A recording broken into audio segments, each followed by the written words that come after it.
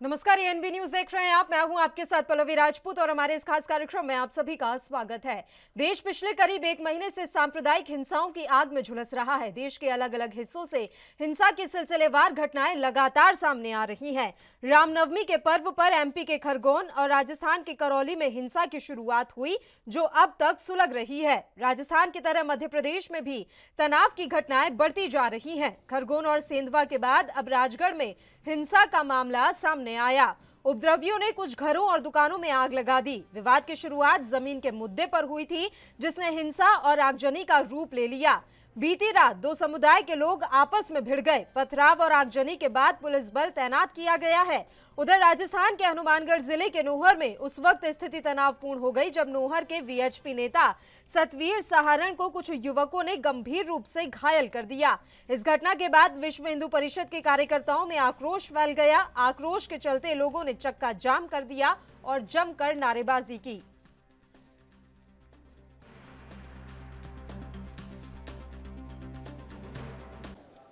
आज देश आर्थिक, सामाजिक, राजनीतिक संक्रमण काल से गुजर रहा है, जहां मौजूदा सरकार और भाजपा का एजेंडा है हिंदू और मुसलमान को लड़वाओ, नफरत के बीज बोओ और फिर वोटों की खेती काटकर ले जाओ। आज देश के सामने बड़ी चुनौतियां हैं। रुपया डॉलर के मुकाबले में, $1 रुपया 77 रुपया 56 पैसे हो गया, जो 75 साल में सबसे अधिक है। महंगाई ने लोगों को झुलसा कर रख दिया है।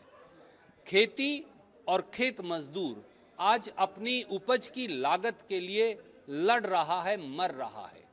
आज बेरोजगारी 8% पर है। आज दलित और आदिवासी और पिछड़ों के अधिकार छीने जा रहे हैं, पर इनकी बात कोई नहीं कर रहा। बात हो रही है क्या? बुलडोजर, लाउडस्पीकर, गर्मी निकालना, हिंदू बनाम मुसलमान, मंदिर बनाम मस्जिद बनाम गुरुद्वारा बनाम गिरिजाघर, कपड़ा कैसा पहनेंगे, खाएंगे क्या। पूरे देश की राजनीति तरक्की और विकास से हटकर अब केवल इन मुद्दों पर भाजपा ने केंद्रित कर दी। इसीलिए कांग्रेस आत्म मंथन, आत्म चिंतन, आत्म अवलोकन करेगी और एक नई दिशा और एक नई दशा न केवल हमारे संगठन के लिए परंतु पूरे देश के लिए इस चिंतन शिविर से हम निकाल कर लाएंगे, मंथन कर, ऐसा हमें विश्वास है। आप लोग बीजेपी को ब्लेम कर रहे हैं नफरत की राजनीति के लिए। बीजेपी आप लोगों को ब्लेम कर रही है और बीजेपी कह रही है राजस्थान में तो कांग्रेस की सरकार है। आप मुझे बताइए, जहां जहां चुनाव से 1 साल पहले हर जगह दंगे क्यों शुरू हो जाते हैं? आज उत्तराखंड में कोई दंगा हो रहा है? मैं आपके दर्शकों से पूछता हूं, कोई नहीं। आज उत्तर प्रदेश में कोई दंगा हो रहा है? नहीं। अब दंगे कहां शुरू हो गए हैं? कर्नाटक में, क्योंकि वहां 14 महीने बाद चुनाव है। 1 साल के अंदर राजस्थान में चुनाव है तो वहां दंगे शुरू हो गए हैं। ये इस देश का तरीका बन गया है, लोगों को बेवकूफ बनाने का, लोगों का ध्यान भटकाने का। तुष्टीकरण की राजनीति जो भाजपा कर रही है, धार्मिक उन्माद, धार्मिक बंटवारे, धार्मिक विभाजन, नफरत के बीज बोने और वोट की खेती काटने की राजनीति जो भाजपा कर रही है, वो इस देश के लिए सही। चलिए, इस मसले पर अब हम चर्चा की शुरुआत कर लेते हैं। 3 मेहमान इस समय हमारे साथ जुड़ गए हैं। मेहमानों से आपका परिचय करवा देते हैं। सुरेंद्र सिंह जी इस समय हमारे साथ जुड़े हुए हैं, भारतीय जनता पार्टी के नेता हैं। रत्नाकर सिंह जी हमारे साथ जुड़ गए हैं, कांग्रेस पार्टी के प्रवक्ता हैं। और प्रेम कुमार जी हमारे साथ जुड़े हुए हैं, वरिष्ठ पत्रकार के तौर पर। तीनों ही मेहमानों का स्वागत है एएनबी न्यूज पर। सुरेंद्र सिंह जी, शुरुआत आप ही के साथ करना चाहेंगे। अब आप ये बता दीजिए सर, देश में हिंदू मुस्लिम एकता की सच्चाई क्या रही है और जिस दिशा में हम जा रहे हैं, जो बहस इस समय हो रही है, ये क्या है, क्यों है और किस लिए हो रहा है? देखिए पल्लवी जी, जहां तक मैंने अभी सुना कांग्रेस के बड़े नेता को, उनका कहना था कि बीजेपी दंगा कराती है, लेकिन इतिहास गवाह है, चाचा नेहरू से लेके अब तक जितने भी दंगे हुए हैं, ये हजारों के हिसाब से, ये किसके सरकार में दंगे हुए हैं? आजादी के बाद अब तक जो है, चाचा नेहरू के टाइम में 200 से कुछ दंगे कराए गए। इमरजेंसी किसने लाया? तो ये तमाम दंगे जो है उन्हीं के सरकार में हुए हैं और आज वो हमें ज्ञान दे रहे हैं कि दंगा भारतीय जनता पार्टी कराती है। आप मुझे बताइए, 8 साल में कहां पे दंगा हुआ, कहां पे आतंकवादी हमला हुआ है? कहीं पे मुझे एक भी गिनती करा दीजिए। जहां जहां इनकी सरकार है, जहां जहां इनके मुख्यमंत्री है, जहां जहां इनके गठबंधन की सरकार है, वहां वहां दंगा होता है। सिर्फ वही क्यों होता है? उसका एक ही कारण है, सिर्फ जो है वोट बैंक की लड़ाई के लिए कर रहे पुलवामा और हैं। सिर्फ उरी जैसे मुसलमान बड़े को अटैक आप अपने ही के तरफ कार्यकाल में आकर्षित हुए। करने के सुरेंद्र लिए जी, किया जा रहा है। आप जो चुनौती दे रहे हैं, जो सवाल पूछ रहे हैं, जरा सोच समझ के पूछिए। उरी और पुलवामा जैसे अटैक आप ही के कार्यकाल में हुए और आप बात कर रहे हैं कि उन्हीं राज्यों में दंगे हो रहे हैं जहां आपकी सरकार नहीं है। तो कर्नाटक में किसकी सरकार है? मध्य प्रदेश में किसकी सरकार है? पुलवामा सुनिए हुआ तो पल्लवी जी, हमने आपने रिवर्ट में क्या किया वो बात अलग है। आप ये बोल रहे हैं कि आप बताइए 8 साल में कितने दंगे हो गए और कौन सी आतंकवादी घटनाएं हुई, तो मैं उसका जवाब दे रही हूँ। पूछ रहा हूँ ना, वही तो मैं पूछ रहा हूँ, कहाँ पे हुए? आज से पहले देखिए उत्तर प्रदेश में 5 साल पहले, जब हमारी 17 से पहले जब हमारी सरकार नहीं थी, मुजफ्फरनगर में कहाँ दंगे अखिलेश जी के सरकार हुए। और आज देखिए आपके कार्यकाल में जो हो रहे हैं उसका जवाब है आपके पास। मैं आपसे ये पूछ रही हूँ कि देश में मुस्लिम हिंदू एकता का जो हमारा देश प्रतीक हुआ करता था, वो प्रतीक कहाँ गया? हम किस दिशा में जा रहे हैं, इसका जवाब देंगे आप? इसका जवाब क्यों नहीं देंगे?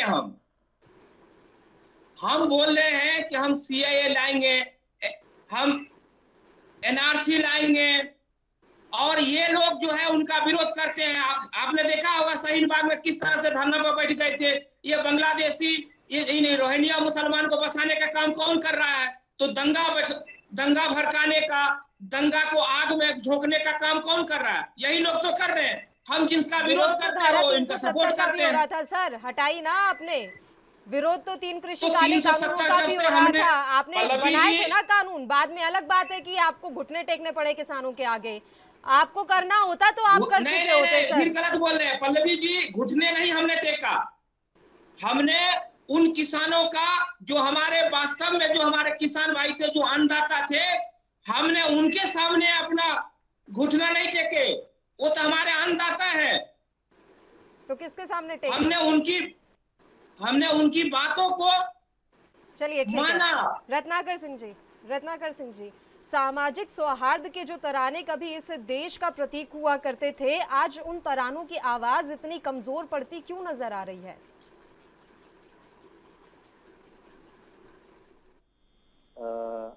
आज जो सामाजिक सौहार्द जो कांग्रेस पार्टी हमेशा से उसकी पक्षधर रही है, गांधीवादी विचारधारा लेके हम सभी समाज को, सभी वर्ग को एक प्लेटफॉर्म पे लेके चलते हैं, एक साथ लेके चलते हैं। कभी आपस में लड़ाने का हमने काम नहीं किया।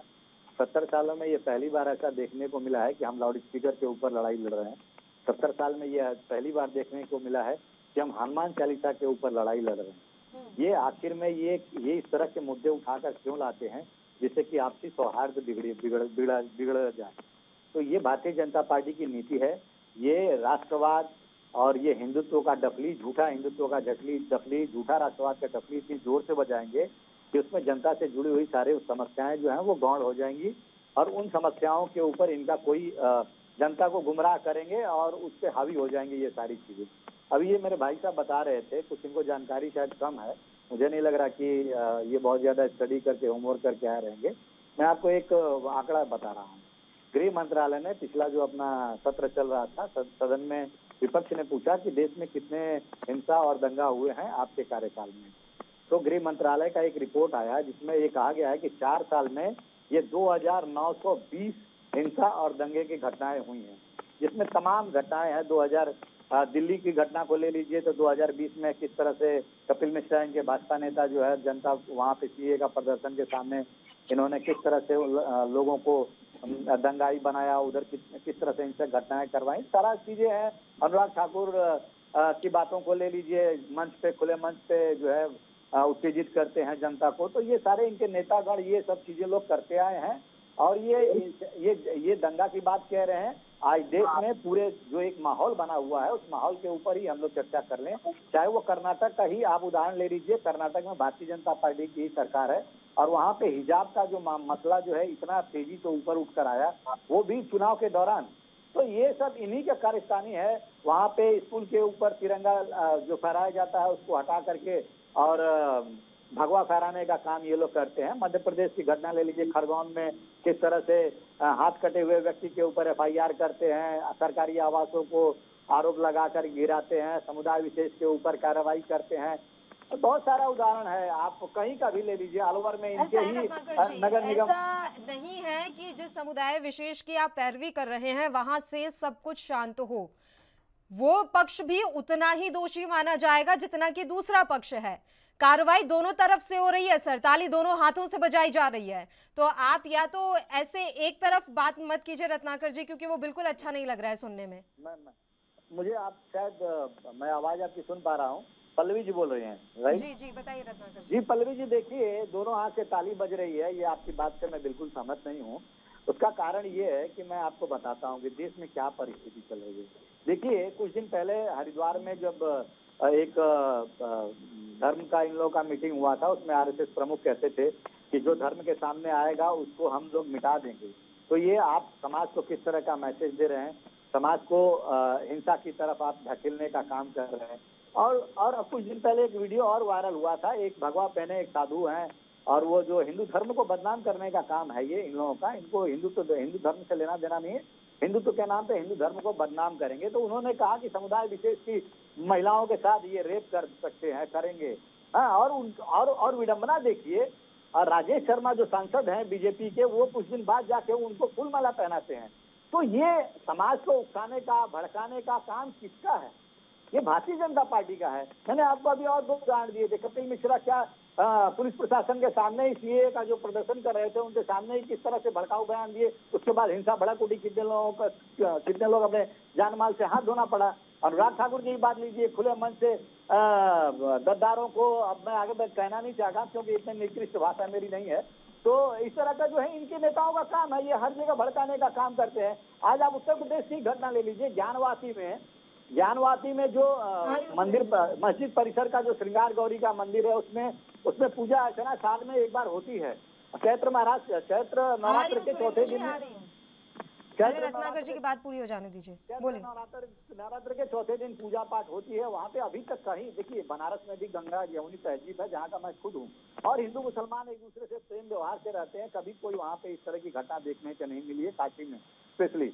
और जिस तरह से वहाँ पे भारतीय जनता का प्रशासन है और सर्वेयर को जानबूझकर वहाँ पे कुछ उपद्रवी लोगों को ला करके सर्वेयर को रोकने का काम करके एक समाज में धार्मिक भावनाओं को भड़काने का काम, उन्मादी बनाने का काम, ये भारतीय जनता पार्टी लोग कर रहे हैं। अगर कोई जिस कोर्ट में निलंबित है, कोर्ट अगर उसका निर्णय लेगी तो आप इंतजार करिए, आप कोर्ट उसको निर्णय लेगी और क्या करना है क्या नहीं करना है। लेकिन ये क्या होता है, अभी देखिए ये लोग अभी आगरा की घटना ले लीजिए, ताजमहल के नीचे अभी कौन सा इनको शिवलिंग मिला। अभी तो ये कह देंगे कि कल बुर्ज खलीफा के नीचे भी कोई मंदिर था, हम वहां पे भी खुदाई करेंगे। तो ये इनकी बातें भी निराली हैं। आप देश दुनिया जो है, दुनिया कहाँ से कहाँ पहुंच रहा है, लोग अंतरिक्ष में जा रहे हैं, अपने देश का विकास कर रहे हैं। हम आज भी, हमारी भारतीय जनता पार्टी की सोच वही है कि जमीन के अंदर कौन सा शिवलिंग दबा है, जमीन के अंदर कौन सा मंदिर दबा है। ये चीजें क्या हमारी आने वाली जनरेशन को आगे बढ़ाने का काम करेंगी? हमें विज्ञान के ऊपर फोकस करना चाहिए, हमें विकास के ऊपर फोकस करना चाहिए, हमें शिक्षा के ऊपर फोकस करना चाहिए। हम भारतीय जनता पार्टी आज जो इनकी सरकार है 18 राज्यों में, ये वही बात कर रही है। कौन सा मस्जिद के नीचे कौन सा मंदिर छुपा हुआ है, कौन सा लिंग दिख रहा है, कौन सा खंभा दिख रहा है, उसी पे बात कर रहे हैं, उसी पे पूरा चैनल में डिबेट सारी हर जगह वही पे चर्चा करा रहे हैं। ये तो इनकी आज की देश की परिस्थिति है। ये देश को विश्व गुरु बनाएंगे या देश को पाकिस्तान और श्रीलंका जैसे देश से भी पीछे लेके जाएंगे? प्रेम कुमार जी, सर हर कालखंड में ऐसा रहा है धार्मिक दृष्टि से कि धर्म को लेकर कुछ कट्टर लोग रहते हैं तो कुछ उदार लोग रहते हैं। अब ये सत्ता के केंद्र पर निर्भर करता है कि वो किस तरह के लोगों को प्राथमिकता दे। अभी आपको केंद्र की तरफ से क्या नजर आ रहा है, कैसे लोगों को प्राथमिकता दी जा रही है, ये उदारवादी लोगों को या कट्टरता वाले लोगों को? देखिए पल्लवी जी, सांप्रदायिक दंगा जहाँ कहीं भी होता है तो वो एक तरह से उस प्रदेश विशेष में होता है, सीधे केंद्र की बात नहीं आती है। लेकिन हाँ, राष्ट्रीय स्तर पर एक ऐसा माहौल जरूर बना है कि कब कहाँ दंगा हो जाए वो किसी के हाथ में नहीं है। इसी माहौल की हम चिंता करें कि एक ऐसा माहौल बन गया है जिसमें खुलेआम छूट है कि कोई किसी को मारो काटो बोल सकता है, किसी समुदाय के खिलाफ बोल सकता है, नफरत की भाषा बोल सकता है, इवन राजनेता भी खुलकर बोल रहे हैं। लेकिन इस पर कोई रोक टोक नहीं है। आज तक जैसे देश में भारतीय जनता पार्टी की सरकार है, डबल इंजन की सरकार है 17, 18, 16 प्रदेशों में, तो आप देखिए कहीं कभी भी एक बार भी बीजेपी का नेतृत्व खुलकर सामने आया और ये उसने कहा कि ये जितनी नफरत की बातें हैं बोलना बंद कीजिए, इसकी हम निंदा करते हैं। किसी समुदाय के खिलाफ जितनी भी बातें बोली गई हैं उनकी हम निंदा करते हैं। ये बीजेपी नेतृत्व से नहीं कोई बोलने आया। इवन जब कोई बोलता है, अनुराग ठाकुर जैसे लोग या दूसरे बोलते हैं, तो उनके बचाव में लोग आ जाते हैं। तो ये वो सबसे बड़ा जो ब्लैक होल है वो ये है। सांप्रदायिक सौहार्द बनाने के लिए प्रयास तो बहुत दूर की बात है, लेकिन सांप्रदायिकता फैलाने की कोशिशों को रोकने के लिए जो सामने आना चाहिए उसके लिए कदम नहीं बढ़ाए जा रहे। अब दूसरी बात आती है कि हम सिर्फ विपक्ष को क्लीन चिट नहीं दे रहे, विपक्ष के भी प्रदेश में जहां भी सरकारें हैं वहां प्रशासनिक नजरिए से स्थिति को काबू में रखना उसका कर्तव्य है। और जब अगर किसी का पक्ष लिया जाएगा, किसी को दबाया जाएगा, तो वहां भी वैसी स्थिति होगी, वहां भी उसकी जिम्मेदारी बनती है। लेकिन पूरे देश में अगर एक जैसा माहौल है कि हर दिन हम कभी बुर्का, कभी तेजो महल, कभी ज्ञान व्यापी, कभी कुछ, आज की जो समस्या नहीं है उस पर हम बात अगर करते कि आज की समस्या है तो हमें समझ में आती बात। जो समस्या अगर है भी तो सदियों से है, उसको हम अचानक हम गड़े मुर्दे की तरह उखाड़ रहे हैं और कहीं कोई लगाम नहीं है। जिनको लगाम लगाना चाहिए, राजनीतिक नेतृत्व ही लगाम लगा सकता है। इसलिए मैं राजनीतिक दल का नाम ले रहा हूं, अन्यथा राजनीतिक दल का नाम लेने की जरूरत नहीं। राजनीतिक नेतृत्व का ये काम होना चाहिए। क्या पहले भारतीय जनता पार्टी नहीं थी? आडवाणी जी थे, वाजपेयी जी थे, सब लोग थे। क्या आज जो मुद्दे उठाए जा रहे पहले नहीं उठाए जा सकते थे? उठाए जा सकते थे। कहा जाता था कि राम मंदिर का मुद्दा जो है इसके बाद कभी कोई मुद्दा नहीं उठाया जाएगा, ये लोग लगातार भाषण दिया करते थे। लेकिन आज अब मथुरा भी उठाने में लगे हुए हैं, ज्ञान वापी भी उठाने में लगे हुए हैं, अपनी ही बातों से पीछे हट रहे हैं। ये सांप्रदायिक सौहार्द बनाने का रास्ता नहीं हो सकता। सुरेंद्र सिंह जी, सांप्रदायिक सौहार्द बनाने के लिए जो कोशिशें की जानी चाहिए थी आप लोगों के द्वारा, वो कोशिशें नाकाफी रही। देखिए, जहां तक दंगा की बात है, अभी आपने देखा होगा जोधपुर के अंदर दंगा हुई और वहां के मुख्यमंत्री अपना जन्मदिन मनाने में व्यस्त थे। क्या उस टाइम उन्होंने उस पे कोई ठोस कदम उठाए? क्या ये किसकी जिम्मेदारी थी? ये तमाम ऐसे चीज है जो कि हमारे विपक्ष के आज जो बड़े बड़े नेता हैं ये सिर्फ अपनी ही रोटी सेकने में लगे हुए हैं। देश के अंदर क्या हो रहा है क्या नहीं हो रहा है उस पर विचार नहीं कर रहा है कोई। आप तमाम ऐसे दंगे देख लीजिए, चाहे जहांगीरपुरी हो, चाहे वो राजस्थान हो, चाहे वो मध्य प्रदेश हो, ये तमाम ऐसे जगह क्या किसी ने, किसी विपक्षी दल ने इस पे कोई ठोस कदम उठाने का काम किया? किसी ने कोई बोलने का काम किया? क्या नहीं, कर्नाटक और मध्य प्रदेश में अगर कोई दंगा हो रहा है सर, तो विपक्षी दल क्या कदम उठा सकते हैं? नहीं, अभी कदम उठाना या किसी तरह का एक्शन लेना तो सत्ताधारी दल के हाथ में होता है ना। अरे ताहिर हुसैन जो है, जो निगम पार्षद था ताहिर हुसैन, वो किसका आदमी था? दंगा कराने का जो जेल में भी है ताहिर हुसैन या निशा सिंह, ये कौन थे? इसका भी तो जवाब देंगे। रत्नाकर जी इसका भी तो जवाब देंगे। नहीं, वो आम आदमी पार्टी के थे ताहिर हुसैन, उसका जवाब रत्नाकर सिंह जी क्यों देंगे? वो आप आम आदमी पार्टी से पूछेगा। तो ये तो जी एक सेकंड अभी सुरेंद्र जी की बात कंप्लीट हो जाने दीजिए। और अभी आपको रत्नाकर जी ने केंद्रीय गृह मंत्रालय के आंकड़े दिए सर कि कितने ज्यादा दंगे हो रहे हैं। देखिए, वही मैं राजस्थान का भी तो मैं दे देता हूं। जब से इनकी सरकार है वहां भी जो है ना तकरीबन 3000 से ज्यादा जो है ना दंगे हुए हैं, छोटे बड़े लेके। ऐसा नहीं है कि ये केंद्र सरकार ने दे दिया आंकड़ा और स्टेट की आंकड़ा अलग है। स्टेट की अगर बात करें तो सबसे ज्यादा दंगे जहां इनकी सरकार है वहां पे हुई है। और आप अभी 2 दिन पहले का देख लीजिए शाहीन बाग की, जब शाहीन बाग में बुलडोजर लेके गए अवैध निर्माण को हटाने के लिए, इन्हीं के नेता जो है वहां पे जाके धरना पर बैठ गए, बुलडोजर के सामने बैठ गए और वहां के लोगों को भड़काने का काम कर दिए। तो ये दंगा करवाने का काम तो इन लोगों का है, इतिहास गवाह है इन लोगों के साथ। तो आज ये अगर आज ये अपने आप को साफ सुथरा या अपने आप को अच्छा छवि अगर बनाने की कोशिश कर रहे हैं तो वो भी तो नहीं हो रहा है। केंद्र में आप आए, इतने सारे राज्यों में आपकी सरकारें हैं, तो आपके आने से बदला क्या? जब सब कुछ ही कांग्रेस का किया धराया है, कांग्रेस की चीजें अभी तक चलती आ रही हैं, तो आपके आने के बाद क्या बदलाव हुआ? कुछ नहीं। वही पल्लवी जी, मैं वही तो बता रहा हूं। आपने अभी कहा कि 370 आपने हटाया। जम्मू कश्मीर के अंदर हर रोज जो है जितने पत्थरबाजी होता था, ये तमाम जो दंगे वहां होते थे, 370 हटने के बाद आज मुझे बता दीजिए कितने पत्थरबाजी वहां पे हो रहा है, कौन कौन से लोग। दूसरी तरफ आप ये आंकड़ा भी उठाकर देखिएगा सर, धारा 370 हटने के बाद और केंद्र में 2014 के बाद से कितनी जवानों की शहादत हुई है, वो आंकड़ा ज्यादा बढ़ा है 2014 से पहले के मुताबिक।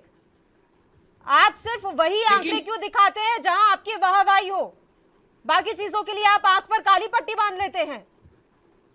बिल्कुल नहीं पल्लवी जी, बिल्कुल नहीं। तो बताइए ना, कितने जवानों की शहादत हुई वहां पर? धारा 370 हटने के बाद कितने कश्मीरी पंडितों का पुनर्वास कराया आपने? कितने लोगों ने वहां पर घर खरीदा, जमीन खरीदी? आज उसी 4 लोगों ने चल रहा है पल्लवी जी। आप कुछ ही दिनों में आप देखेंगे कि जम्मू कश्मीर के अंदर जितने भी ये हमारे कश्मीर पंडित भाई थे जो बेघर हो गए, आज उनको दोबारा से बसाने का काम शुरू होने जा रहा है। आज देश के अंदर ये तमाम जितने भी हमारे कश्मीर से पीड़ित जो भाई इधर उधर जो बसे हुए हैं, आज उनको दोबारा से कश्मीर बसाने का काम वो भी देख लेंगे किया जा रहा है। आपसे कुछ दिन पहले आपने देखा होगा करोड़ों की पैकेज वहां पर दिया गया विकास के नाम पे, तो क्या वह विकास नहीं होगा क्या जम्मू कश्मीर के अंदर? 20,000 करोड़ और इन लोगों का तो एक ही चीज है ना, कहाँ गया पता नहीं अभी तक तो हमें।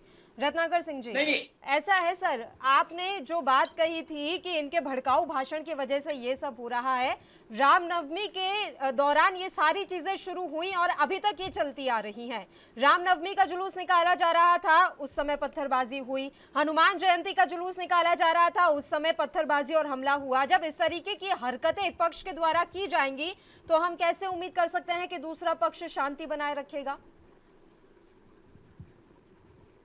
जो आप कह रही हैं पथराव हो रहा है शोभा यात्रा के दौरान, रामनवमी या हनुमान जयंती के दौरान जो पथराव हो रहा है, ये दिल्ली की जहांगीरपुरी में जो घटना हुई है, वहाँ पे जो शोभा यात्रा जो निकल रहे हैं या बुलडोजर चलाए जा रहे हैं, ये सारी चीजें एक दूसरे से रिलेटेड हैं।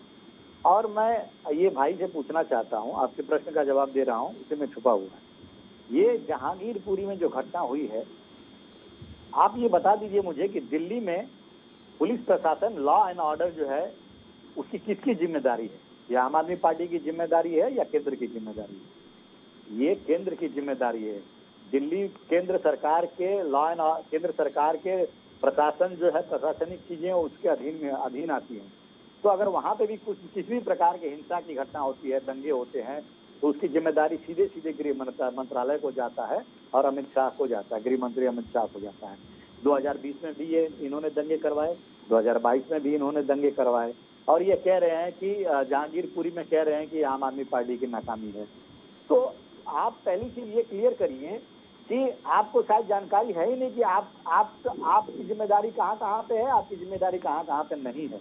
18 राज्यों में आपकी सरकार है और ज्यादातर राज्यों में आज हिंसा देखने को मिल रहा है, दंगा देखने को मिल रहा है। तो ये क्या माना जाए? ये यही माना जाएगा ना कि आपकी सरकार नाकाम है। पहली चीज, रत्नाकर जी, अब बोले नहीं दीजिए, हमारे जो है 18 राज्यों में कहीं पे दंगा नहीं दिखाई दे रहा है। ये आपकी नजर में जो है ना, देखने की नजरिया गलत है। आप तमाम देखिए, चाहे पश्चिम बंगाल हो, महाराष्ट्र हो, राजस्थान हो, छत्तीसगढ़ हो, चाहे वो दिल्ली हो, ये तमाम ऐसे जगह पे ही दंगे हो रहे हैं। ठीक है, एक एक करके बात कर लेंगे। रत्नाकर सिंह जी, अभी आपने कहा कि दिल्ली की जिम्मेदारी केंद्रीय गृह मंत्रालय की थी, ठीक है, स्टेट की जिम्मेदारी आपकी बात में मान भी लेती हूँ, यानी कि राजस्थान में जो कभी करौली हो रहा है, कभी जोधपुर हो रहा है, कभी हनुमानगढ़ हो रहा है, उसकी जिम्मेदारी आपकी हुई ना, अशोक गहलोत की हुई ना। अशोक गहलोत क्यों कह देते कि नहीं, हमारे यहाँ जो भी हो रहा है उसकी जिम्मेदारी भी नरेंद्र मोदी की है, उन्हें आना चाहिए, जनता को समझाना चाहिए। आपका इंटेलिजेंस फेलियर है सर, वहां पर आप पुलिस प्रशासन नहीं संभाल पा रहे हैं, आपकी कानून व्यवस्था वहां पर ठीक नहीं है, ये भी तो एक्सेप्ट कीजिए। आपके राज्य में कुछ हो रहा है, उसकी जिम्मेदारी भी प्रधानमंत्री की। देता हूँ, राजस्थान में जो अलवर की घटना हुई है, जहाँ पे शिवलिंग का जो है मंदिर को तोड़ा गया और शिवलिंग को जो है अलवर की मैं बात ही नहीं कर रही हूँ, अलवर की मैं बात ही नहीं कर रही हूँ, मैं करौली, जोधपुर और हनुमानगढ़ की बात कर रही हूँ। हाँ, तो एक घटना से मैं रिलेट कर रहा हूँ ना सारी चीजें। आप अलवर इसलिए उठाकर ला रहे हैं क्योंकि वहाँ पर निगम में किसके ज्यादा पार्षद है, ये आप पॉइंट अपना साबित करना चाहते हैं। भारतीय जनता पार्टी के पार्षदों ने वही कह रही हूँ ना, मुझे पता है, बाकी आप 3 जिलों के बारे में बात नहीं करेंगे, आपको भी बस वही एक पॉइंट साबित करना है। और फिर देखिए वही बात है, मैं कह रहा हूँ, ये सही बात है, सही बात आप जो कह रही हैं, लेकिन ये भारतीय जनता पार्टी के लोग क्या कहते हैं, ये वहाँ पे माहौल जो सांप्रदायिक सौहार्द जो बना हुआ था उसको बिगाड़ने का काम करते हैं। ये कह रहे हैं कि गहलोत जी औरंगजेब हैं। आप अगर इस तरह का बयानबाजी करें किसी मुख्यमंत्री के प्रति, जबकि वह करनी आपकी है, आपने सारा जो चीजें वहां पे किया है, शिवलिंग को खंडित करवाया है, मंदिर को हटवाया है, वो सारा काम आपने किया। और ठीकरा जो है, ठीकरा आप अलवर पर ही मत डटे रहिए सर, क्योंकि वहाँ पर आपको एक पॉइंट मिल गया। रत्नाकर जी, जी प्रेम कुमार जी, ये किस तरह की राजनीति है सर? आपसे हम समझेंगे। एक छोटे से ब्रेक के लिए हमें यहाँ पर रुकना है। रत्नाकर जी, बस थोड़ी देर के लिए आपको यहाँ पर रोक रही हूँ, जल्द हाजिर होंगे।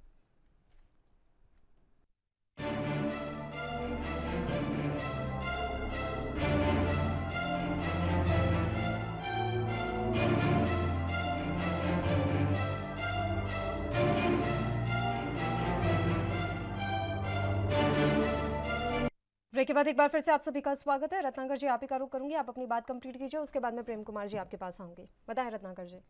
देखिए, ये भाई साहब अभी गिना रहे थे, 370 की बात कह रहे थे, बहुत सारी चीजें ये जो हिंदू समाज से रिलेटेड है उन चीजों पे जो मैं काम किया है, ठीक है, उसका हम विरोध नहीं करते हैं। आप करिए हैं, मंदिर बनवाए हैं प्रभु श्री राम का, अच्छी बात है, लेकिन जनता आज ये भी कह रही है कि महंगाई इतनी बढ़ क्यों गई। जो सिलेंडर 400 रुपये में मिलते थे वो 1000 के पार कैसे हो गए।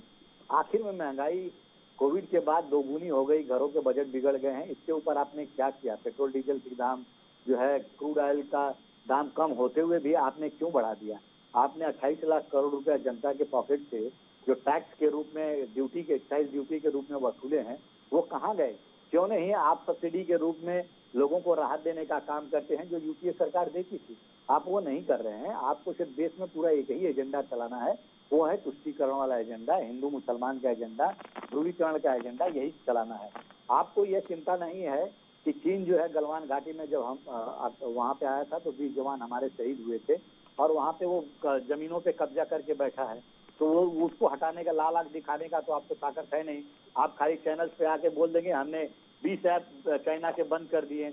आपने, मैं अभी सुरजेवाला जी की बात सुन रहा था, $97 मिलियन का जो है इन्होंने ये आयात और बढ़ गया है चीन से इनफैक्ट। तो ये इनके दो चेहरे हैं, एक तो जो जनता को दिखाते हैं और एक जो छुपे छुपे करते हैं जो जनता को पता नहीं चलता है।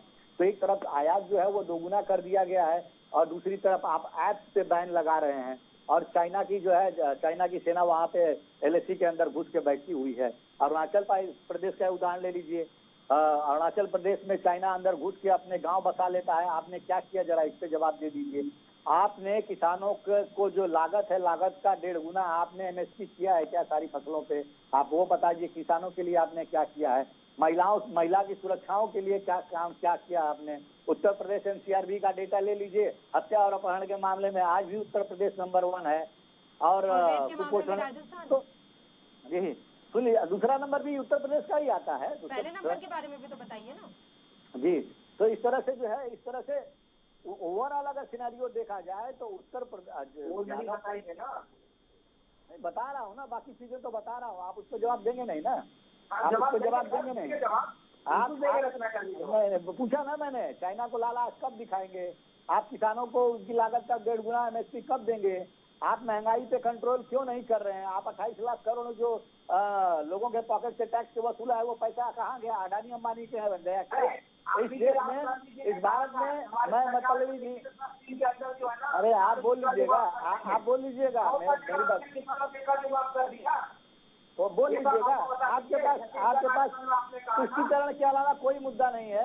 गाय गोबर, पाकिस्तान, गोमूत्र, यही सब मुद्दा है आपके पास, और कोई मुद्दा नहीं है।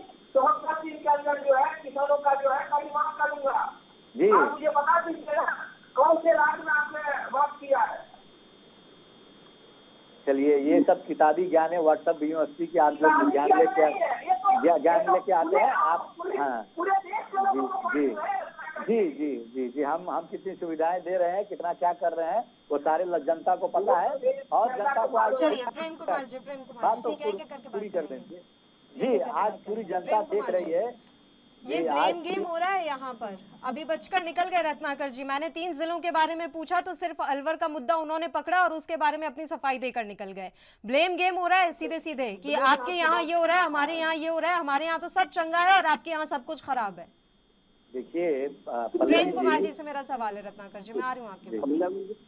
इस डिबेट को सुन करके कम से कम दर्शकों को सारी बातों का ज्ञान हो रहा है कि चाहे राजस्थान में घटनाएं घट रही हैं, चाहे बीजेपी शासित प्रदेशों में घट रही हैं, पूरे देश में जो हो रहा है वो खुल्लम खुल्ला हो रहा है। और दोनों राजनीतिक पार्टियां अपनी तरह से कोई भरोसा दे पाने की स्थिति में नहीं है, या भरोसा के एक शब्द भी नहीं दे रही कि हम इस सांप्रदायिक दंगे का मुकाबला करने के लिए क्या रोड मैप रखते हैं। इस पर कोई नहीं बोल रहा है। अरे कम से कम यही बोलते कि आइए हम लोग पूरे देश में बैठ के एक सर्वदलीय बैठक करें, नेशनल लेवल पर करें, स्टेट लेवल पर करें, डिस्ट्रिक्ट लेवल पर करें, और सांप्रदायिक सौहार्द के लिए हम एक समिति बनाए, कमेटी बनाए, जहां कहीं भी हेट की भाषा होगी, नफरत की भाषा होगी, उसका तुरंत प्रतिकार किया जाए, उसको रोका जाए। कानूनन रोकना भी एक चीज होती है और सामाजिक तौर पर भी रोकना एक चीज होती है। इस दिशा में सोचने का जो एक मैकेनिज्म डेवलप होना चाहिए, उसका सर्वथा अभाव है। हाँ, इसमें इतना जरूर है कि जिम्मेदारी भारतीय जनता पार्टी की ज्यादा है, क्योंकि वो देश की सबसे बड़ी पार्टी है, सबसे ज्यादा प्रदेशों में और केंद्र में उसकी सरकार है। तो लेकिन विपक्ष भी इससे बच नहीं सकता। बीजेपी नहीं कर रही है, आप तो डिमांड कीजिए कि सर्वदलीय बैठक क्यों नहीं होनी चाहिए। चाहे कोई धर्म संसद में मुल्ले काटे जाएंगे बोले, उस समय भी ऐसा होना चाहिए, या फिर दिल्ली में बीजेपी की ओर से आयोजित एक समारोह में ऐसा बोला जाता है, उस समय भी ऐसा बोलना चाहिए। क्या कहीं भी, मैं एक पार्टी के बारे में नहीं कह रहा हूं, मैं कहीं भी ऐसी कोई घटना घटती है जो नफरती है, चाहे मुसलमानों की ओर से बोला जा रहा हो, चाहे हिंदुओं की ओर से बोला जा रहा हो, इसको यूनिट लेवल पर जो जहां घटना घट रही है उसको उसी स्तर पर रोकने की जरूरत है, बजाय इसको कि राष्ट्रव्यापी रूप दे दिया जाए। कोई रायपुर में बोले, दिल्ली में बोले, तो उसको रायपुर और दिल्ली में ही निपटाइए, उसको पूरे देश का मुद्दा मत बनाइए। इस दिशा में काम करने की जरूरत है। इस पर खामोश है राजनीतिक पार्टियां। ये सबसे बड़ा चिंता का विषय है, सबसे बड़ी चिंता का विषय है। और हम समझते हैं कि पुराने गड़े मुर्दों को उखाड़ने के लिए जो न्यायालय का दुरुपयोग भी किया जा रहा है, पब्लिक लिटिगेशन का दुरुपयोग हो रहा है। आज इलाहाबाद हाई कोर्ट ने ठीक फटकारा है ताजमहल वाले मामले में, तो इस तरह से फटकार भी मिलनी चाहिए। और हम तो कहेंगे कि सुप्रीम कोर्ट में भी केंद्र सरकार का कम से कम 2 मामलों में स्पष्ट जो है यू टर्न देखने को मिल रहा है। एक यू टर्न तो बहुत वेलकम योग्य है राजद्रोह के मामले में, जो केंद्र सरकार पुनर्विचार कर रही है, क्योंकि भारतीय जनता पार्टी की सोच राजद्रोह की धारा को बनाए रखने की थी, आज वो खत्म करने का मन बना रही है। ये एक यू टर्न है। और दूसरा कि हिंदू जहां अल्पसंख्यक है जिन प्रदेशों में, वहां उनको अल्पसंख्यक का दर्जा दिया जाए, ये बीजेपी की मांग रही थी। अब बीजेपी फिर से इस मांग से पलट गई है। केंद्र सरकार इस पर पुनर्विचार कर रही है और सुप्रीम कोर्ट फटकार रही है केंद्र सरकार को कि आप अपना रुख सामने रखें। तो ये सारी स्थितियां हैं। अगर जनता को केंद्र में ध्यान में रख करके नीति निर्माण का कार्य होगा, सांप्रदायिक सौहार्द के बारे में सोचा जाएगा, तो रास्ते निकलेंगे। लेकिन राजनीति को ध्यान में रख करके, नफा नुकसान को ध्यान में रख करके अगर पहल की जाएगी तो रास्ते निकलेंगे नहीं, बंद होंगे। प्रेम कुमार जी, अभी रत्नाकर सिंह जी एक बात कह रहे थे कि भड़काऊ भाषण की वजह से इस तरह की घटनाएं होती हैं। अब मान लीजिए राजस्थान में भारतीय जनता पार्टी का कोई नेता भड़काऊ भाषण दे रहा है, तो क्या ये सरकार के हाथ में नहीं है कि उस पर किसी तरह की कार्रवाई की जा सके? क्या कानून में इसके लिए कोई प्रावधान नहीं है? किसने रोका है अशोक गहलोत सरकार को कि अगर कोई नेता भड़काऊ भाषण दे रहा है या विवादित बयान दे रहा है तो उस पर कार्रवाई की जाए, या उल्लेख ही नहीं है ऐसा कुछ? बिल्कुल पल्लवी जी, अभी थोड़ी देर पहले रत्नाकर जी बोल भी रहे थे, वो नगर पालिका वाला प्रश्न आप याद दिला रहे थे। मान लीजिए नगर पालिका में बीजेपी का वर्चस्व हो, इसके बावजूद नगर पालिका की रिपोर्टिंग डीएम के पास होती है। सरकार अपनी जिम्मेदारी से कैसे बच सकती है? कोई नगर पालिका मनमानी थोड़े कर लेगा। जिला प्रशासन के हाथ में है, जिला प्रशासन प्रदेश सरकार के हाथ में है। उसी तरीके से अगर कहीं वारदात होती है, तनाव, सांप्रदायिक तनाव होता है, तो उसको रोकने की पूरी जिम्मेदारी जो है स्थानीय प्रशासन की है। कोई भड़काऊ भाषण दे करके बच नहीं सकता। आप देखिए, इंटेलिजेंस भी होता है और हर तरह से सूचना पहले से प्रशासन के पास होती है, कौन संवेदनशील है, कहाँ क्या हो सकता है, सब पता होता है। समय रहते अगर एक्शन लिया जाए तो कोई भी छोटी घटना बड़ी नहीं हो सकती है। घटना हो सकती है, इससे नहीं कर सकते, लेकिन वो घटना बड़ी नहीं होगी अगर समय पर उस पर हस्तक्षेप किया जाएगा। ये निश्चित रूप से इस विषय पर राजस्थान की सरकार आलोचना के केंद्र में आती है। इस आलोचना को उस सरकार को लेना पड़ेगा, अपनी कमियों को दूर करना पड़ेगा। हम देख रहे हैं, हमारे सामने एक डेटा खुला हुआ है कि लगातार जो हर साल दंगे होते रहे हैं, 2013 में हम 542 दंगे देख रहे हैं, 14 में 536 देख रहे हैं, ये क्रमशः घटा है। 2015 में 424 हुआ, 2016 में 269, 17 में 345, 18 में 392, 19 में 392 और 2020 तक का डेटा है 342 सांप्रदायिक दंगे हुए। इसमें कमी भी आई है, ये आंकड़े बता रहे हैं। लेकिन इस बात से संतुष्ट नहीं हुआ जा सकता।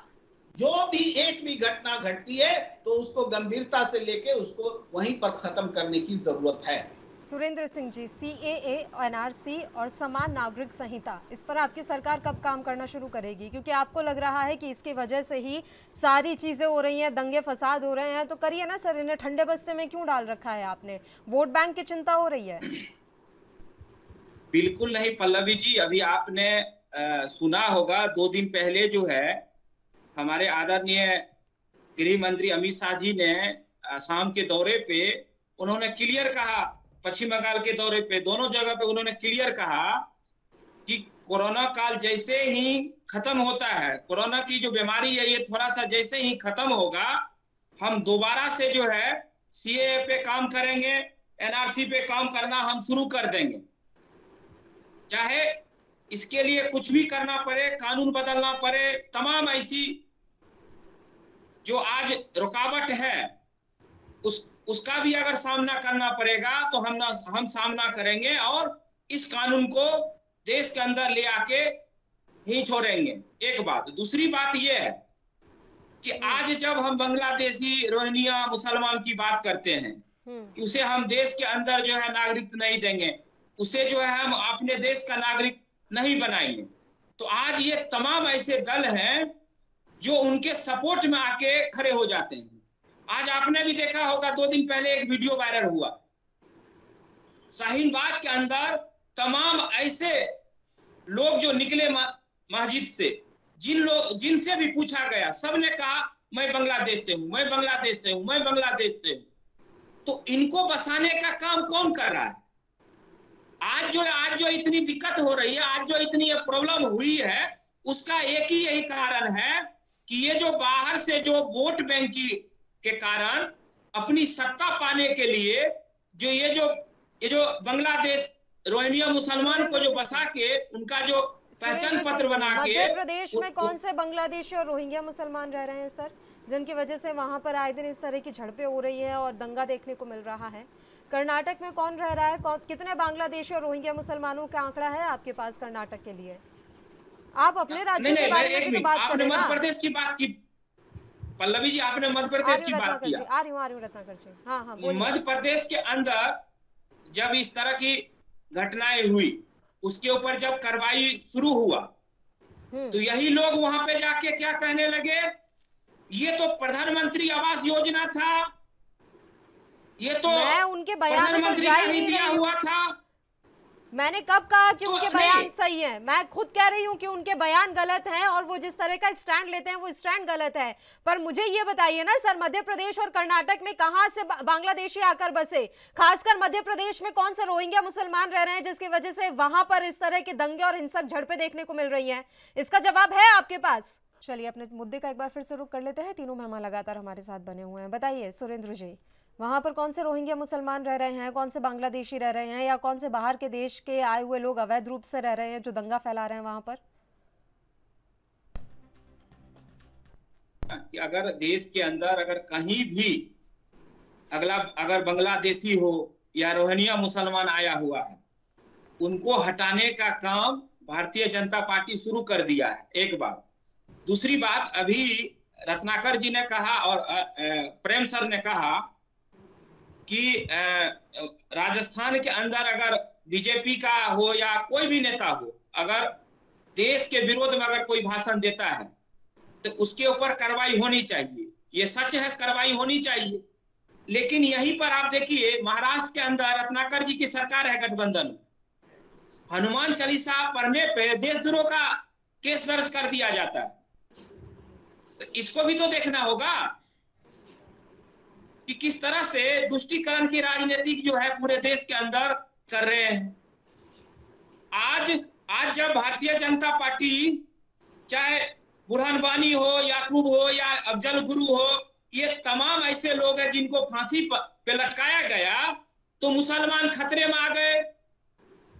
जेएनयू के अंदर जाके नारा लगाते हैं इंशाअल्लाह इंशाअल्लाह, तब मुसलमान खतरे में नहीं आते हैं। 370 लाया गया तब मुसलमान खतरे में आ गए। ये तमाम ऐसी चीज है, जब पत्थरबाजों को रोका गया तब मुसलमान खतरे में आ गए। तो तमाम ऐसी आज जो है ना, देश को जानने की जरूरत है। और खास करके जो है ना, ये हमारे जो विपक्ष के लोग हैं, इनको मंथन करने की जरूरत है। देश के अंदर अगर अच्छा समाज का विकास और देश का विकास चाहते हैं तो विचार करें अच्छे से, सामाजिक सौहार्द और कम से कम जो विकास कर रहा है उसका सपोर्ट क्या करें। जिम्मेदारी है सुरेंद्र सिंह जी? सत्ता पक्ष की क्या जिम्मेदारी है? इतना बहुमत से आपकी सरकार दोबारा लाई गई, सत्ता पक्ष क्यों तो लाई देखिए, गई? जब सत्ता आपकी पक्ष रैलियों में करोड़ों जनधन रुपए खाता उड़ाए जाएं, खुलवाया। इसलिए आपकी सत्ता लाई गई थी क्या सर? आपके नहीं, नेताओं मैं का वही बता रहा हूं, विकास हो देखिए। गया, इसलिए आई थी आपकी सरकार दोबारा से? देश को गर्त में ले जा रहे हैं आप, अरे धार्मिक और मजहब विवादों में पल्लवी जी, उलझाकर। मैं क्या विकास चाह की रहे हैं आप? पल्लवी जी, मैं आपसे पल्लवी बार बार जी, मध्य जब प्रदेश के जनधन- बारे में सवाल कर रही हूं, आपको वो जवाब देते नहीं बन रहा है सुरेंद्र सिंह जी, कि मैं उसका कोई प्रॉपर और तार्किक जवाब दे पाऊं। आपके पास जवाब नहीं है मध्य प्रदेश के बारे में। आप घुमा कर ले जा रहे हैं, कभी राजस्थान, कभी कहां ले जा रहे हैं, कभी कहां ले जा रहे हैं। बुलडोजर चलवाया, बुलडोजर ये पूरा चलवाया, देश जवाब देख है? रहा क्यों है। हो रहा है ये? जवाब है आपके पास? कौन से रोहिंग्या मुसलमान रह रहे हैं वहां पर? लोग बताए ना, कौन ये से क्यों बांग्लादेशी करवा है रहे वहां हैं? पर? आज पूरे देश के अंदर अगर दंगा हिंसा हो रहा है तो उसका एक ही कारण है, विपक्ष के लोग कारण है। वोट बैंक की चाहे वो दिल्ली से राजनीति, लेके वोट मध्य बैंक प्रदेश की हो, राजस्थान राजनीति, हो, आप कर्नाटक मुझसे हो, सुनिए। या वोट बैंक बांग्लादेश। की राजनीति, वोट बैंक की राजनीति इसका मुख्य कारण है। आप क्या चाहते हैं? इस देश को आग में झुलसने देना चाहते हैं? कौन लाएगा शांति इस बिल्कुल देश नहीं, में? मजे आ रहे हैं आपको ये सब देखते हुए? हमारा तो किस नारा बात ही का है, आडंबर सबका रचना है साथ, आपको? सबका विकास, क्यों सबका धर्म की प्रयास। नुमाइश करनी है आपको? हनुमान चालीसा मंदिरों में होती थी, लोग अपने घरों में करते थे, अब क्यों सड़कों पर करनी है आपको जाकर? आपको क्यों बढ़ावा देना इन चीजों को? तो नमाज भी तो पढ़ने का मस्जिद में, रोड पर कौन कर रहा है पढ़ने उस के पर लिए? कार्रवाई होती है, उस इसके पर लिए कार्रवाई तो होती है। रोक क्या लगनी गुरुग्राम में चाहिए। नहीं हुई कार्रवाई? गुरुग्राम में कार्रवाई की गई। आप एक ही पक्ष को मत दिखाइए सर, नुमाइश मत कीजिए धर्म के नाम पर। ये धर्म के नाम पर जो नुमाइश कर रहे हैं उसका नतीजा ये कि देश चल रहा है और आप लोग बैठे हुए हैं इस इंतजार में कि विपक्ष कुछ करे। विपक्ष क्या करेगा? 18 राज्यों में बैठे हैं आप, केंद्र में बैठे हैं आप, उसके बाद भी आपको विपक्ष का मुंह ताकना पड़ रहा है सर। शर्म आती है सुरेंद्र सिंह जी। पल्लवी जी बिल्कुल नहीं, हम तो अच्छा करना चाह रहे हैं, उस अच्छा का साथ दे दो। उस अच्छा को खराब करने के लिए तो ये विपक्ष लोग बैठे हुए हैं। रत्नाकर ये दंगा करवाने के साथ लिए, दीजिए हिंसा उनका। करवाने के लिए अभी ये थोड़ा लोग कम तैयार झुलस रहा है। है देश, पूरा झुलसा दीजिए, साथ दीजिए, दोनों मिलकर वोट बैंक की राजनीति कीजिए और देश को आग में डाल दीजिए। लोग मरे, आपस में लड़े झगड़े, हमारी सियासी रोटियां सिकती रहनी चाहिए। पल्लवी जी, सबसे पहले तो मैं सुरेंद्र जी की उस बात का खंडन करता हूं जहां पे ये रोहिंग्या मुसलमानों की बात कर रहे थे। मैं आपको एक बात बताना चाह रहा हूं। 3 फरवरी का दिन था जब हमने राज्यसभा में इनसे पूछा कि आपने कितने रोहिंग्या मुसलमानों को आइडेंटिफाई किया है, आपने कितने रोहिंग्या मुसलमानों को इस देश से बाहर निकाला। जब विपक्ष ने ये सवाल पूछा तो सरकार के पास कोई न आंकड़ा था न कोई जवाब था। उन्होंने सीधा तौर पे एक ही बात कही कि हमारे पास इसके संदर्भ में कोई आंकड़ा नहीं है। तो बात ये है कि 8 साल के दौरान ये जो आरोप लगा रहे हैं कि रोहिंग्या मुसलमान, आप लोगों ने रोहिंग्या मुसलमानों को अभी तक आइडेंटिफाई नहीं किया, बाहर नहीं निकाला। दूसरे के ऊपर आरोप लगाते हैं कि रोहिंग्या मुसलमान ये कर रहे हैं, अतिक्रमण कर रहे हैं, अवैध निर्माण कर रहे हैं। मैं आपको बताता हूँ, एमसीडी में 15 साल से ये लोग बैठे हैं दिल्ली में, भारतीय जनता पार्टी के लोग, और वहां के जो नगर पार्षद हैं वो सबसे ज्यादा अवैध निर्माण नगर पार्षदों का है। तो ये सबसे पहले जो बुलडोजर अपने मकानों पे क्यों नहीं चला रहे हैं, जो अवैध निर्माण किए हैं, ये समुदाय विशेष के यहाँ ही जाकर क्यों नहीं बुलडोजर चलाते हैं। ये इनका इंटेंशन यही है, इनकी मानसिकता यही है। जहांगीरपुरी में बुलडोजर चला था तो समुदाय विशेष पर नहीं चला था। कई ऐसे लोग थे, गुप्ता जी करके भी थे, जो सामने आए और उन्होंने साफ तौर पर कहा कि मेरे पास मेरी दुकान के कागज थे, उसके बाद भी मेरी दुकान गिरा दी गई। मुझे पता है पल्लवी जी, सुनिए तो, सुन लीजिए, आप बोल रही है, आप बहुत देर तक बोले थे। सुनिए, अभी आपके बात का दूसरा जवाब भी देना है और इनका भी जवाब देना है। ये जो बुलडोजर चला है वो मंदिर के सामने ही जाकर क्यों रुक गया, ये सोचने वाला प्रश्न नहीं है। कोर्ट जब आदेश देता है किसी चीज को रोक लगाने के लिए, तो वो आदेश की कॉपी डिजिटल वर्ल्ड में आपको घंटों लग जाते हैं वहां पहुंचने में, क्योंकि आपको मस्जिद की दीवार गिरानी थी, आपको वहां पे गरीबों के मकान गिराने थे। मैं ये नहीं कह रहा हूँ कि सिर्फ समुदाय विशेष का ही गिरा है, सबका गिरा है, क्योंकि आग लगेगी तो झुलसेगा हर मकान, क्या वो हिंदू क्या वो मुसलमान, तो वो सबका गिरे झुलसेगा। तो ये झुलसाने की बात, ये आग लगाने की बात ये भारतीय जनता पार्टी करती है। दूसरी बात मैं कहना चाहूंगा पल्लवी जी, ये कह रहे थे महाविकास आघाड़ी सरकार पे आरोप लगा रहे थे कि आवाज को दबाने की कोशिश की जा रही है। तो हमने कहाँ पे आवाज दबाने की कोशिश की है और कौन यहाँ पे सांप्रदायिक हिंसा भड़काना चाह रहा था, कौन समाज में हिंदू मुसलमान के नाम पे भड़काने का काम कर रहा था, कौन मुख्यमंत्री को चैलेंज कर रहा था कि उनके घर पे आऊंगी, मैं हनुमान चालीसा पढ़ूंगी, ये चैलेंज कौन कर रहा था। अगर लॉ एंड ऑर्डर अपने हाथ में कोई लिया है तो उसको जरूर उस पर कार्रवाई करेगी और पुलिस प्रशासन कार्रवाई करती है, जो उन्होंने किया। राणा दंपति पर आपने कार्रवाई की, लेकिन वो पहुंचे नहीं थे। अब बात सुनिए, वो पहुंचे नहीं थे सर, वो पहुंचे नहीं, उससे पहले ही आप लोगों ने राजद्रोह, देशद्रोह, आपको जो जो लगाना था सब लगा के सब कुछ हो गया। अगर राजस्थान में विपक्ष का नेता, भारतीय जनता पार्टी का नेता भड़काऊ भाषण दे रहा है, अगर राजस्थान में इस तरह की चीजें हो रही हैं, आपको पता है कि विपक्ष के नेता लॉ एंड ऑर्डर खराब करने की काम कर रहे हैं, क्यों नहीं कर रहे हैं आप कार्रवाई? वहां पर आपको किसने रोक दिया? क्यों गहलोत सरकार के हाथ बंधे हुए हैं? कीजिए ना कार्रवाई, इनके नेताओं को पकड़िए, गिरफ्तार कीजिए। दिल्ली 2020 में सुनिए, अरे सुनिए, बोल लेने दीजिए, मुझे बोल लेने दीजिए, सुनिए जी, जरा चुप रहिए। 2020 में कपिल मिश्रा, पुलिस का एक आला अधिकारी उनके ही पास खड़ा था और वीडियो फुटेज आया था, और किस तरह से वो हिंदुओं को भड़काने का, वहीं 500 मीटर की दूरी पे हिंदुओं को भड़का करके और वह वहां पे हिंसा करवाते हैं, जिसमें बहुत सारे लोगों को जान माल का नुकसान भी होता है। तो पुलिस प्रशासन ने कार्रवाई वहां पे क्यों नहीं करती है? क्यों अनुराग ठाकुर खुले मंच पे अगर कहते हैं कि गद्दारों को गोली मारो इनको, तो ये उनके ऊपर कार्रवाई क्यों नहीं होती है? तो ये बात ये है कि आज अगर कोई भी व्यक्ति भारतीय जनता पार्टी के ऊपर अगर एक ट्वीट भी करता है, मैं जिग्नेश मेवानी की बात कर रहा हूँ जो विधायक हैं गुजरात के, वो अगर प्रधानमंत्री को ट्वीट करते हैं किसी बात को लेकर के, तो 2500 किलोमीटर दूर आसाम की पुलिस आती है और उनको उठा के ले जाती है और जेल में बंद कर देती है। आज अगर आदिवासियों की बात, सुनिए आगे सुनिए, आज अगर आदिवासियों की बात कोई करता है, दलितों की बात कोई करता है, तो उनको 3 महीने की जेल भेज दी जाती है। कहा जाता है कि आपने परमिशन नहीं लिया था, आपने मोर्चा निकाला। अरे महात्मा गांधी का वो गुजरात याद है आपको? पटेल का गुजरात याद है? जब अंग्रेजों से लड़ाई लड़नी थी, न जाने कितने हम लोगों ने आंदोलन, उन लोगों ने आंदोलन किया और न जाने कितने सत्याग्रह किए। वो परमिशन लेकर किया। अगर परमिशन लेकर करते तो आज हमारा देश आजाद हुआ रहता क्या? तो अगर हज की बात कोई करता है, कोई अगर दलितों की बात करता है, आप उसको 3 महीने की जेल कर देते हैं। ये तो है भारतीय जनता पार्टी। और रही बात, मैं भाई साहब की कर रहा हूँ जो ये कह रहे थे कि जो कार्रवाई क्यों नहीं करते हैं लोग, पहले से क्यों नहीं वो करते हैं। अगर ये कार्रवाई, देखिए एक मंशा होती है रोकने की। अगर इच्छा शक्ति होती किसी भी सरकार की कि हम इस गलत कार्य को होने नहीं देंगे, हम समय रहते इसको रोक देंगे। जहांगीरपुर पूरी की घटना ले लेता हूँ, लोग वहां पे गए, कांग्रेस के नेता अजय माकन अपनी पूरी टीम के साथ वहां जाते हैं, लेकिन पुलिस प्रशासन उनको जाने नहीं देती है, रोक देती है। क्यों? क्योंकि उनको वहां पे पहले पूरा कुछ चंद मिनटों में ही पूरा ध्वस्त करने थे।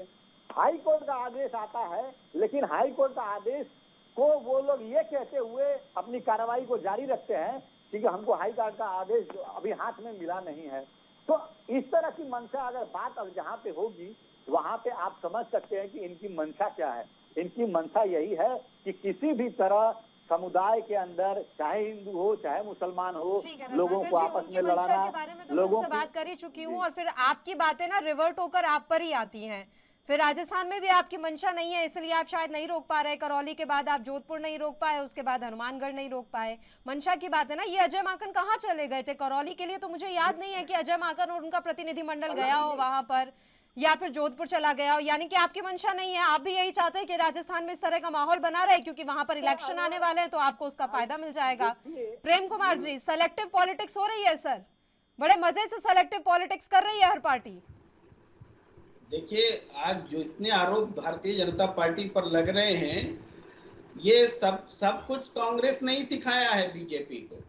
आप देखिए, राजद्रोह का कानून हो, अफस्पा हो, यूएपीए हो, सब कांग्रेस ही लेकर आई। आप देखिए, राजद्रोह में हजारों लोगों को एक साथ तमिलनाडु में कुंडलकुलम प्लांट का विरोध कर रहे थे, परमाणु प्लांट का, हजारों लोगों के खिलाफ में राजद्रोह का इस्तेमाल हुआ। राजनीतिक विरोधियों का इस्तेमाल कांग्रेस के जमाने से हुआ। अब ये अलग बात है कि बीजेपी ने उसका इस्तेमाल इस हद तक बढ़ा दिया कि अपने सारे राजनीतिक विरोधियों को जद में ले लिया। ट्वीट करने पर राजद्रोह, फेसबुक लिखने पर राजद्रोह, पत्रकारों पर राजद्रोह, तमाम तरह से चीजें हुई है, लेकिन सिखाया कांग्रेस ने ही है, ये बात साफ है। चलिए ठीक है। समय की कमी है। तीनों ही मेहमानों का शुक्रिया अदा करना चाहूंगी चर्चा करने के लिए। माफी चाहूंगी सुरेंद्र जी, समय की कमी है। आप तीनों ही मेहमानों का धन्यवाद चर्चा करने के लिए, आप हमारे साथ जुड़े। तो देश के अलग अलग राज्यों में उपद्रव, हिंसा और आगजनी जैसी घटनाएं देखने को मिल रही हैं। सांप्रदायिक तनाव देश में बढ़ता जा रहा है, लेकिन अभी भी केंद्र में बैठी सरकार ये नहीं जान पा रही है कि इस सामाजिक तनाव को कम करने की जिम्मेदारी किसकी है। सामाजिक सौहार्द को बिगाड़ने का काम जो इस देश में किया जा रहा है, एक बात साफ हो गई है कि आने वाले समय में देश में हिंदू मुसलमान के बीच की जो ये खाई है वो और भी ज्यादा बढ़ जाएगी। इसी के साथ मुद्दा में फिलहाल के लिए इतना ही। मुझे दीजिए इजाजत। देश और प्रदेश की तमाम ताजा खबरों के लिए आप बने रहिए हमारे साथ। नमस्कार।